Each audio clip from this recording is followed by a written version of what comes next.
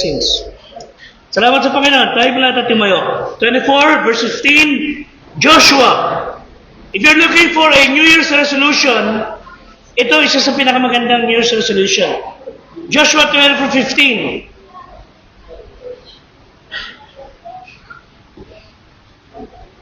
Amen? Basahin po natin ang salita ng Diyos. Nang malakas, sabay-sabay po tayo. Begin.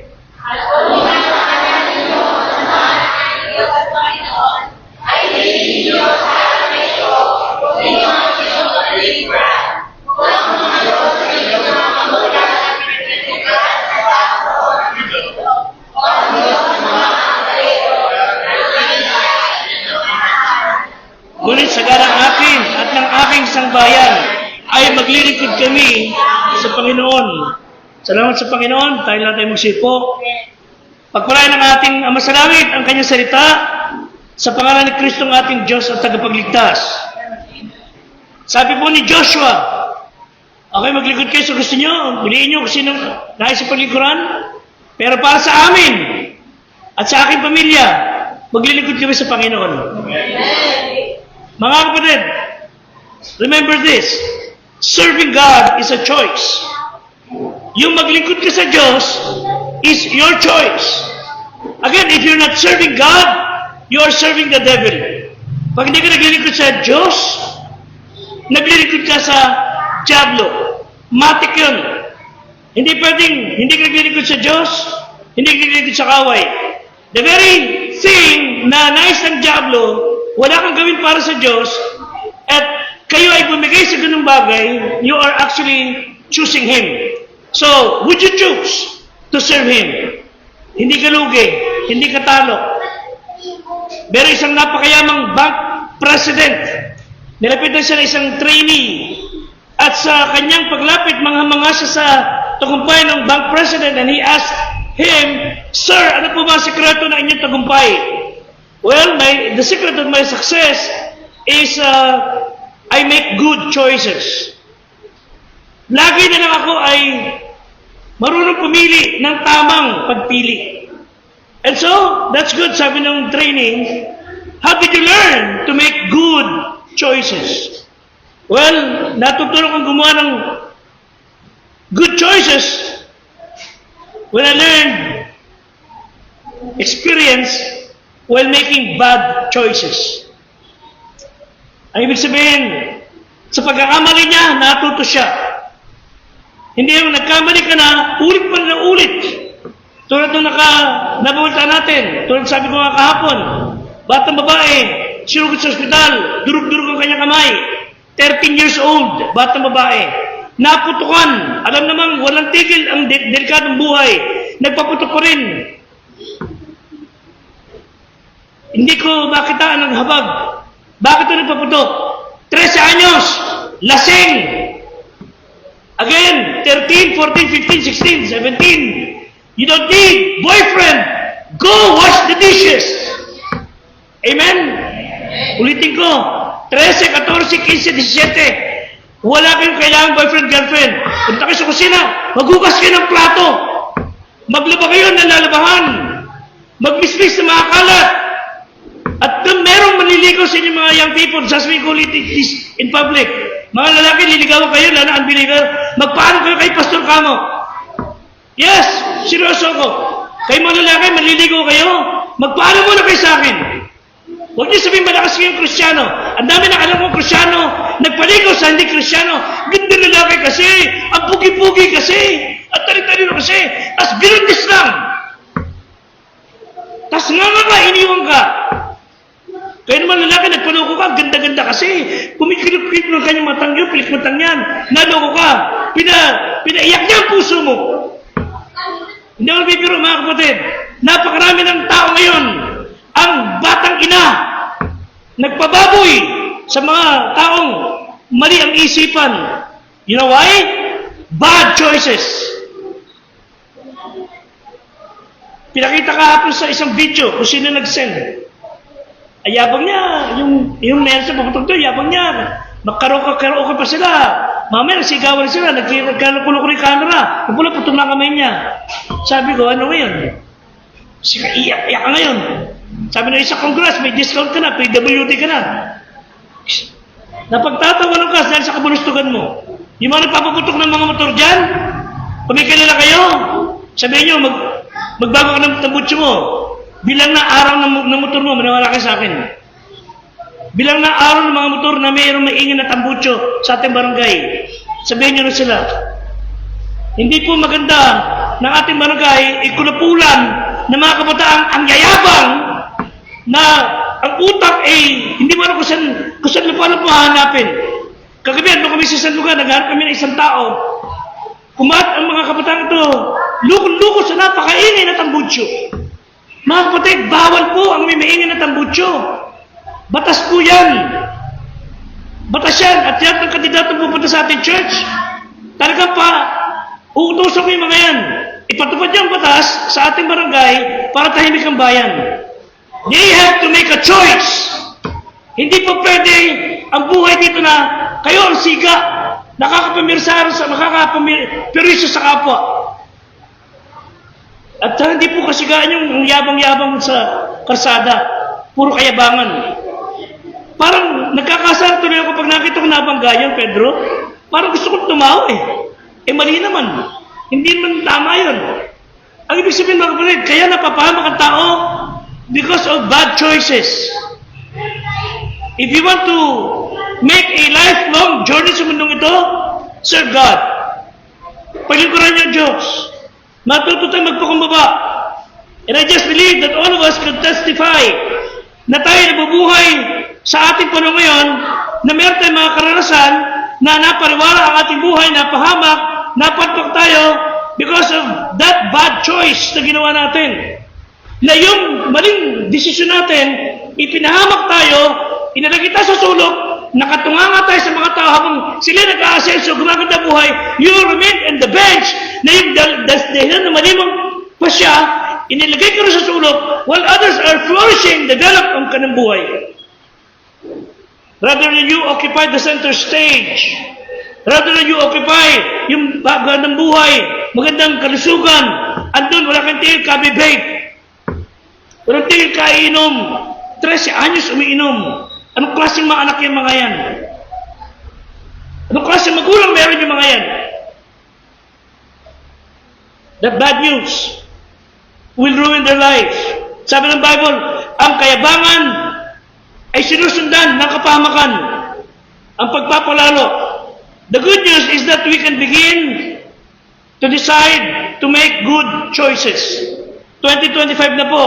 If we will learn from experience ng mga tao na nakaranas ng hindi magandang buhay, you make a choice. Young people, kids, adult, importante na maunawaan nyo, choosing the path of least resistance ay mukhang hindi mainam. Kaya merong crooked na mga ilog. Kaya tulad ng mga buhay na ilang mga tao, pag gano'n-gano'n, bakit kasi yung tubig, hindi na binabanggaan ng todo-todo kasi may napwersa niya. So kung saan siya dadaloy, you will just go with the flow. Kaya maraming tao may pasuray-suray. Paano? Kung ano yung agos, doon sila dumadaan. Bad choices. Sabi ng isang tao, the choices you make today will determine the choices that will be available for you tomorrow. And I believe, sabi ni Robert Frost, I think siya may sabi, na 2 roads diverge in the woods and he took the road less traveled.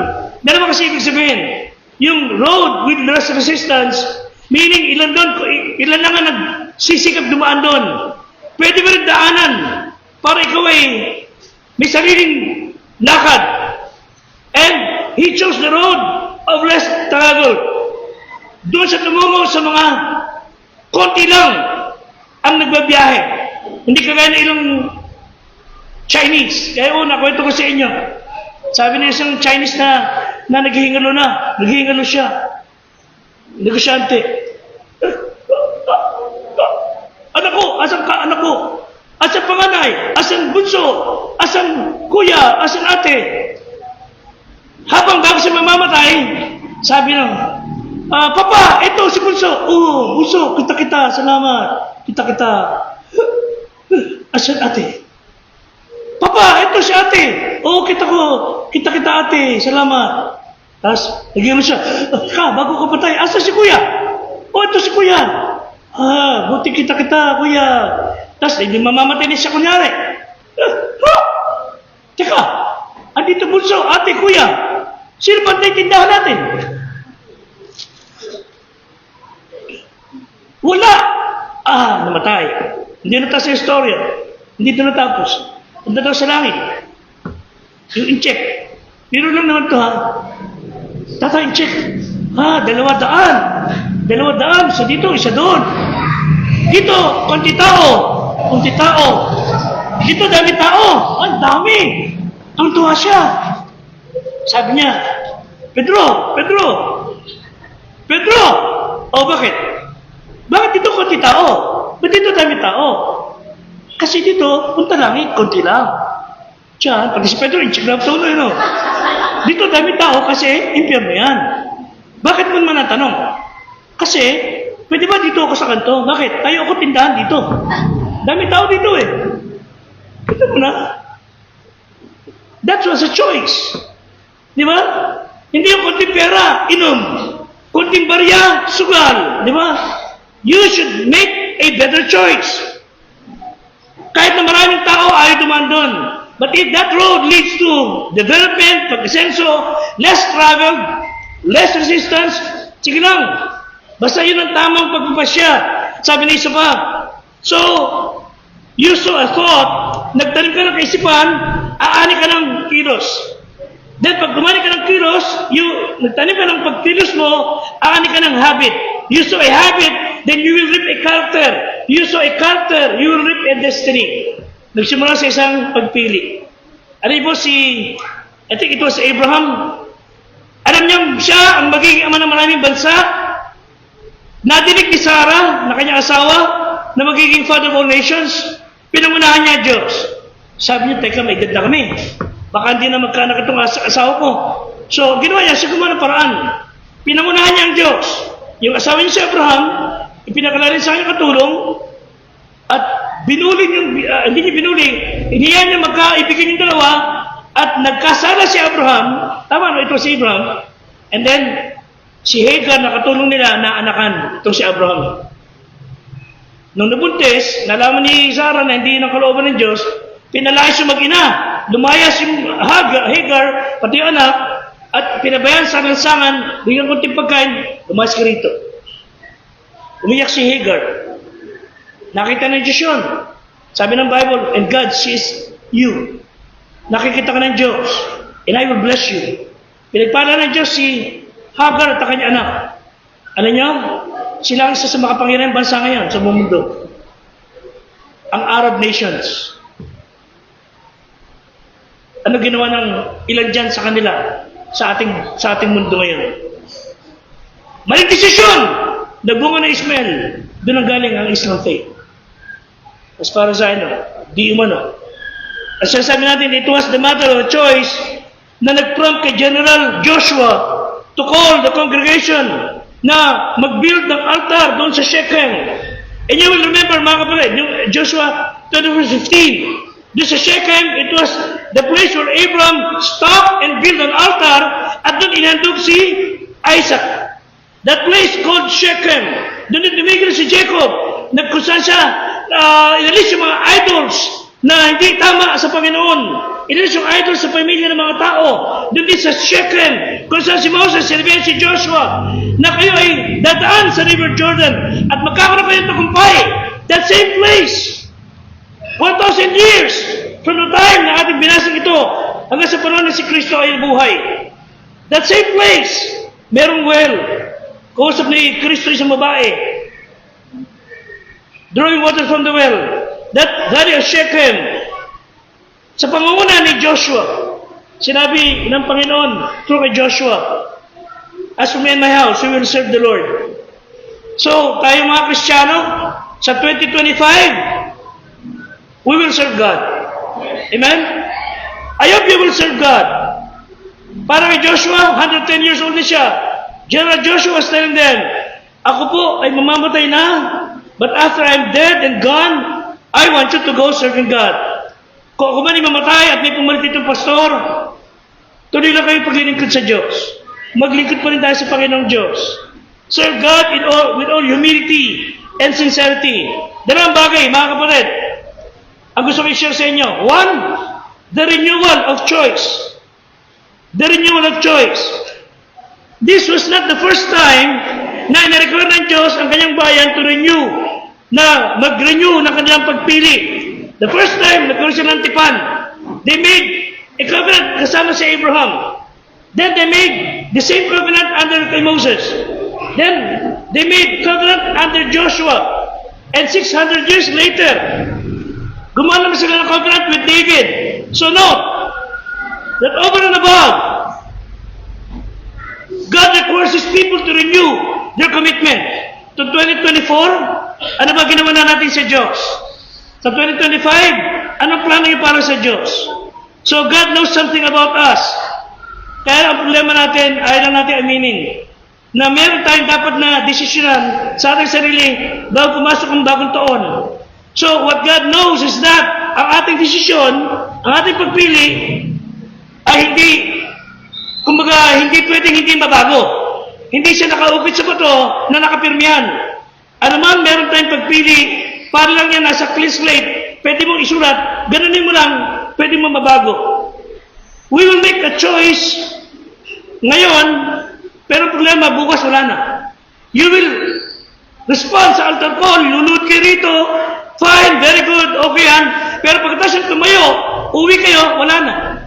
So, when you make a choice, Panginoon, lalapit ako sa harapan, and this promise, tutuparin ko sa buhay ko. Huwag niyong binabariwala. Huwag niyong, don't make it lightly when you come to the altar and even kneel down. Then pagtayo niyo, wala na kayong naalala. Nagkakaroon tayo ng amnesia. Nangako tayo sa Panginoon, natulog ka, kinabukasan na wala na, nakalimutan mo na. Nangako ka sa Diyos, mag-aakay ka, nakalimutan mo na. Minsan yung naakay natin, yung panaaway natin. Tulungan tayo ng Diyos. In other words, we must renew our choices. Ang tanong ngayon is not, tinanggap niyo na ba si Kristo bilang tagapagligtas? Kung Kristiyano ka na, anak ka na ng Diyos. Amen? Pero kung di ka pa Kristiyano, kailangan mo tanggapin si Kristo bilang tagapagligtas. Kung di ka pa anak ng Diyos, hindi pa tiyak ang papuntahan mo. Kaya ka namatay. Kailangan mo si Jesus sa iyong puso. Your church, walang magagawa. Ang aming church, walang magagawa. Pero si Kristo, ipinangangaral natin, may magagawa para galing ka sa langit. Tanggapin mo si Jesus. Pero kung i-Christian na, anak ka na ng Diyos, dapat ka nagpasya ngayon, ikaw ba gumawa ka na ba ng desisyong sundin siya? Gumawa ka na ba ng pasya mong magiging alagad ka ni Kristo? Tignan sa Acts 11:26. Acts 11:26. Ano yung mga Kristiyano? Tignan niyo po ang Bible. Basa. At nag-shake kanya masupungan, dinila siya sa Antioquia, nangyari na sa buong taon, nakisama sa iglesia, sa church, nagsipagturo sa maraming tao, ano sabi? At ang mga alagad ay kanisunod tawaging Kristiyano. Church, ang Kristiyano, alagad ni Kristo. Ibig sabihin ng alagad, sumusunod kay Kristo. Hindi sa reliyon, hindi sa tao, ang alagad, ang Kristiyano, alagad ni Kristo. Ikaw ba'y Kristiyano na? Anak ka na ba ng Diyos? Sino sinusunod mo kung Kristiyano ka? So, renewal of choice. Lastly, second, the requirement of choice. Again, balik tayo sa Joshua 24, verse 14. Tignan nyo, ito ang requirement. Para tayo matutong gumawa ng magandang pagpili sa 2025, ito ang requirement for us to make a strong commitment sa Panginoon. Basa, 14, begin. Ngayon nga ay paglingkuran niyo siya sa pagtatapat at katotohanan. Listen, at inyong alisin ang mga Diyos na mga pinaglingkuran ng inyong mga magulang sa Dakor o Ilog at Egypt na inyong pinaglingkuran ng Panginoon. Okay? Ano dapat niyong gawin? Alisin ang mga Diyos. Hindi po si Kristo tinutukoy dyan. Alisin yung Diyos-Diyosan, mga pinagpapahalagan mong bagay. It says, put away the gods na pinaglingkuran niyo yung mga magulang doon sa kabilang ilog. Alisin nyo yung mga ipinamana sa inyo. Alisin yung mga kaugalian na namanan ninyo. Natuto kayo manikilyo dahil sa tatay ninyo. Wala kasi pinabibili ng sigarilyo kundi ikaw. Natuto ka uminom ng alak kasi ikaw lagi pinabibili. Natuto ka uminom ng alak kasi nanay mo pinabibili ka ng alak. Wala na pagbabago, pati babaeng lasinggera na. Bihira makakita ng birthday na walang alak sa lamesa. Kristiyano lang ang gumagawa na. Amen? Nagka-birthday, alak. Nagtagumpay, alak. Ang Kristiyano ang gumagawa na may paghahanda, celebration, walang alak. Kasi alagad ni Kristo. Pero ano sabi ni Joshua, alisin mo yung mga yan, mga natutunan ng iyong mga magulang na ipinapasa sa iyo. Alisin mo, yung mga yan, naglingkod kayo sa akin, naglilingkod kayo sa akin. Alam niyo, umalis sila, no? Sa lugar na yun. At sumunod sa lugar na sabi ng Diyos, pag alis nila, dala ka ng mga suitcases. Ando doon sa loob, ang mga Diyos-Diyosan. Naglilingkod sila sa Diyos, kasama pa rin ang kanilang mga Diyos-Diyosan. Nagpakita ang Diyos ng pagkain sa kanilang kagutuman. Nagpadala ang Diyos ng liwanag sa gabi. Nagdala ang Diyos ng lilim sa araw. Serving God, God blessing them. And they have their gods sa kanilang mga dalahin. Dala-dala lang sa kanilang pagtungo. Kung saan na sila pupunta. Ang Diyos-Diyosan, pag-aari, ugali, gawi. Mga kapatid, kung Kristyano ka na, dapat hindi ka na nagkaantanda. Kasi hindi gawa ng Kristyano yan. Amen? Dapat pag Kristyano ka na, wala nang pamahiin sa iyo. Bakit? Deuteronomy 18:10. Ano sabi ng Bible? Hindi po sabi. Huwag makakasupong sa iyo na sino man nagpaparaan sa apoy, na kaya lalaki babae, na huwag nagmamasid. Nagmamasid ng pamahiin. Ano sabi sa sumunod? O, ikaw naman ahas, nagkipagsunod sa mga masayang espiritu, spirit of the grass, magic, o sumasanggulit sa patay, ano tingin ng Diyos niya sa mga yan? Ang sino ang gumagawa ng mga bayan ito ay, ano sabi? Karumaldumal. Dahil sa karumaldumal na ito'y pinalasa na ng Diyos. Tapos pinalasa, dala mo pa rin yung mga pamapamahiin. Wala na yan. Hindi totoo pamahiin. Huwag kayo nagpapapaniwala sa matatanda na hili sa Biblia. Gusto pa nga na matanda, ito matanda. Matandang tipan. Mas matanda sa lahat ng matanda to. Pag sinasabihan ng lelang at relong nyo ng bagay na di ay sa Biblia, sabihin sa kanya, lolo. Pasensya na po Biblia po, mas matanda sa inyo, susundin ko to. Amen? Walang mahalagang bagay sa atin dapat kundi ang Panginoong Diyos. So para kay Joshua, ewan ko kayo, sabi niya, go ahead and put away the idols na pinagliguran ninyo mga magulang. Hindi po kayo matitunan ng buhay. Put away the idols. So ano yung mga idols na dala natin?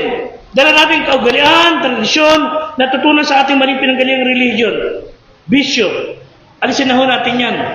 Hebrews 12:1. Ano sabi ng Bible? Hebrews 12:1. Basa. Kaya't? Itabi namang walang liwag ang bawat kasan at ang pagkakasalang pumipigil sa atin. Ating takbuhin may patitiis ang takbuhin. Nakakatawa kayo ng mga nasa marathon na may dalang mga baggages at saka naka-heels. Wala. Ang mga marathoner, tumatakbo sa mga marathon, hanggat magaan, pinaka-magaan na suot nila. Ang sabi ng Panginoon, alisin mo yung mga bigat na yan. Na pumipigil. Lahat ng bisyo, bagay na hindi tama, maling kilos, maling paugali, maling mga habit, alisin nyo na yan. Pumipigil lang sa inyo para kayo pagpalain ng Diyos. Tulungan tayo ng Panginoon. Isang mayamang tao ang kumuha ng isang bagong kabataan na applicable naman sa trabaho kailangan. So, maganda naman trabaho, pero may napapansin yung mayamang may-ari, kinausap sa isang araw, sabi niya, Brad, kasabi sana kita. Ano po yun, sir? Nakita ko yung potential mo sa ginagawa mo, maayos ka, pero tanong lang kita. Ano yung nasa bulsa mo sa likod? Ano po, wallet? Hindi yung wallet mo. Ito yung tukoy ko. What is in your back pocket? Akala nung trabador, ang tutukoy ay itaka o ano man. Hindi, kasi, kaya ko tinatanong, ang galing mo, kaya lang yan na nakaabala sa tingin ko, kaya di mo magawa ang performance mo sa ating company. Bakit po, sir? tanong ko sa'yo, naman bago ka nagpunta rito, sinabihan ka ba ng amo mo dati na pagka na hindi mo nagustuhan, pwede kang bumalik? Opo. Sinabihan ka ba ng dati mong amo na kung sakaling hindi mo magustuhan ang sweldo ron, pwede kang makabalik sa kumpanya nila? Opo. That's your back pocket. Hanggat meron kang palaging babalik-balikan, hindi ka makapagpapatuloy maglingkod sa company ko kasi alam palagi kang meron serba sa iyong puso. Sabi ni Joshua, maglingkod ka sa Diyos niyo. But as for me and my house, we will serve God. Walang makakapigil sa akin. So, it's God or nothing. Young people, mag-isip na kayo. Gusto magandang buhay? Huwag kayo kagad makikipag-boyfriend, girlfriend sa edad yung maaga-maaga. Magtapos kayo mag-aral, magsikap kayo sa buhay, tulungan yung mga magulang niyo. Be the best student sa inyong paaralan. Kaya naman mga magulang, be the best parent. So, ang dapat na gawin sa papasong taon, as for me and my house, we will serve the Lord. Isa na lang. Ang bunga ng Espiritu Santo, magandang ugali, ang bunga niyan ay nakatanim sa hardin ng pagsunod. Pag hindi ka sumusunod sa Diyos, wala kang magiging bunga, puro bunganga. Ugat, tinik, dawag. Last verse, John 14:15. John 14:15. Ito po gawin natin. Big word for 2025. Big word. 4 letter. Okay? Basa mga kapatid. Begin.